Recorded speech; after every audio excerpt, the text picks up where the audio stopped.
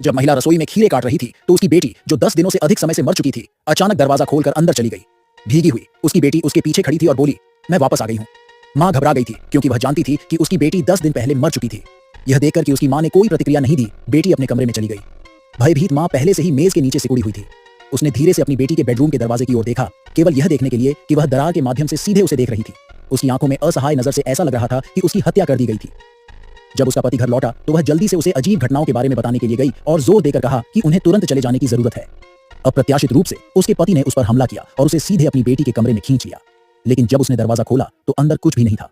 माता पिता अपने बच्चे से कैसे डर सकते हैं, उसने कहा। 1 महीने पहले की बात है। बेटी हमेशा की तरह स्कूल के बाद अपनी माँ के आने का इंतजार कर रही थी, लेकिन लंबे समय तक इंतजार करने के बाद भी उसकी माँ नहीं आई और उसकी कॉल भी नहीं लग पाई। बारिश शुरू हो गई, इसलिए लड़की ने पैदल ही घर जाने का फैसला किया। आधे रास्ते में एक काली कार उसके पास आकर रुकी। ड्राइवर ने कहा कि वह उसका पड़ोसी है। बिना कुछ सोचे समझे लड़की कार में बैठ गई। जब वे वापस आए तो उस आदमी ने उसका फायदा उठाया।